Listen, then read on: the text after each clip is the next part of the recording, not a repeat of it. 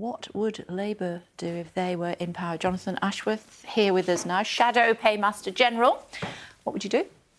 Well, this is a really serious situation. I mean, firearms policing is a really important part of our policing service. It's absolutely vital that they have support, but there's proper safeguards in place. Now, the Home Secretary's announced a review. We don't know the details of that, so we await the details. And of course, there is also this live prosecution, and I don't think as a politician We're not going to talk about that. No, absolutely, but I don't want to say anything which somehow could be misconstrued as again, trying to influence that. But it is crucial that our firearms policing services are supported, and that there are safeguards in place which both command the support of the officers themselves and the communities they serve. How safe should people feel this morning tuning in and hearing that we might have to have soldiers on the streets because we don't have enough firearms officers? Well, I understand from what the Commissioner and what government sources are saying that there are officers on the streets. They are responding to the types of things that they would respond to at the moment. 10% fewer than there should be. But I don't think this is a moment for alarm.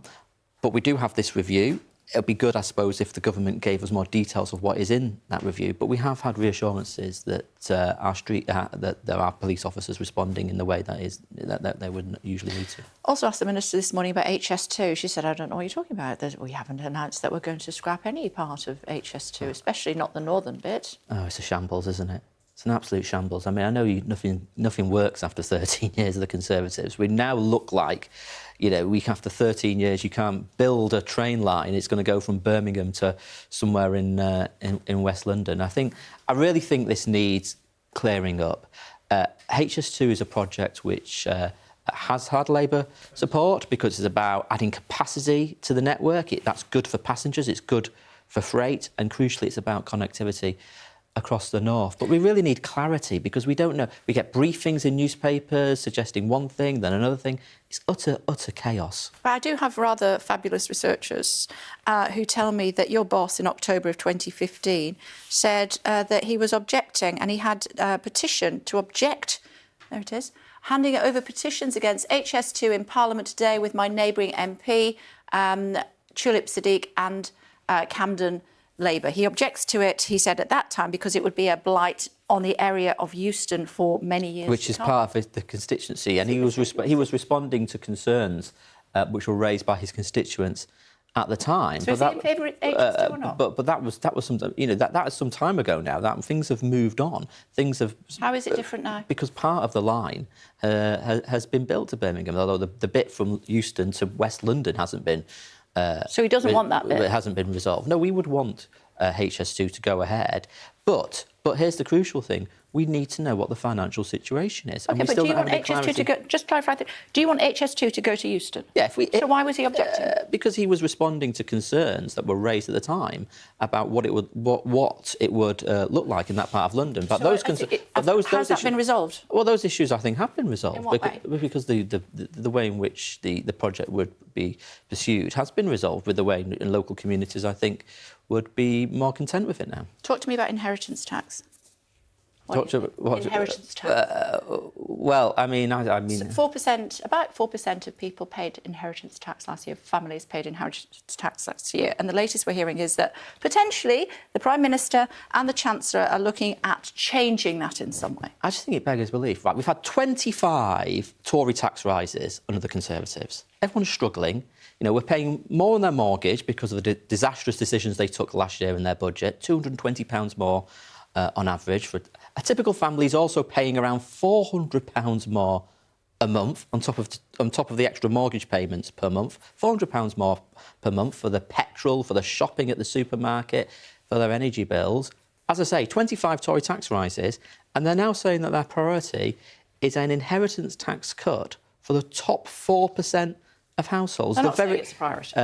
It's in the newspapers at the weekend. Oh, it must be right then. It's in the newspapers at the weekend. This is what they are suggesting they're going to do. And this is when they have clobbered hard-working families with 25 Tory tax rises. So and their decisions led to mortgages going through the roof, and people are really struggling as a result. What would you guys do about inheritance tax?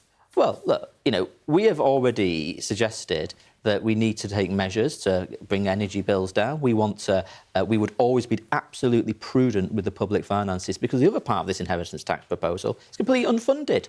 And a year ago, we saw what happened when you make unfunded commitments, when you're cavalier with the public finances. It leads to mortgages going up for hard-working families. So we would never, ever make unfunded commitments. We would always be absolutely have an iron discipline when it comes to the public finances. So would you always, under any circumstances, rule out tampering with inheritance tax in any way, shape? No, I'm not the Shadow Chancellor, so I'm not going to make tax policy. You're doing what the government does now. You're just saying it's not my department, but you're representing Labour this morning. I'm representing Labour, but I'm not the Shadow Chancellor. And the Chancellors make tax decisions in budgets and autumn statements.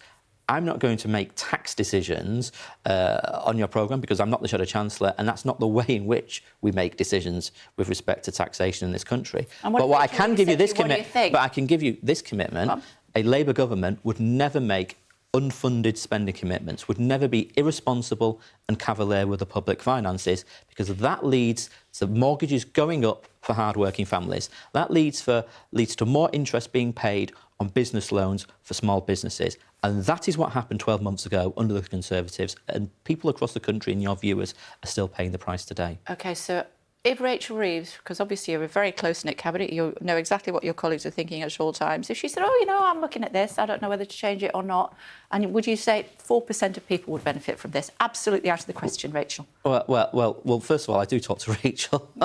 Rachel, all the time. There you go. I do talk to her all the time. She's a very good friend. I've known her for many, many, many years. So what would you think? Do you play chess with her? No, she'd beat me at chess. She'd beat me at chess.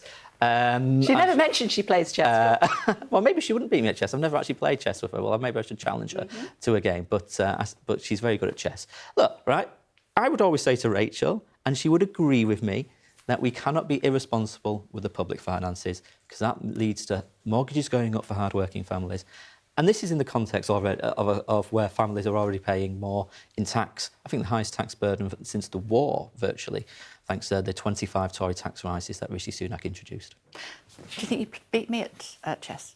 No, I wouldn't beat you at anything. I think you would, because the last time I played it's when I was 11 with my granddad, so you probably would. It's great to see you as always. Just remind me what your new title is.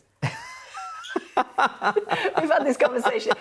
Tell my viewers who weren't here the other day what your kids say about it. They think it's boring. So what is that all about? No, I'm the Shadow Minister for coming on Breakfast with Kay Burley. There you go.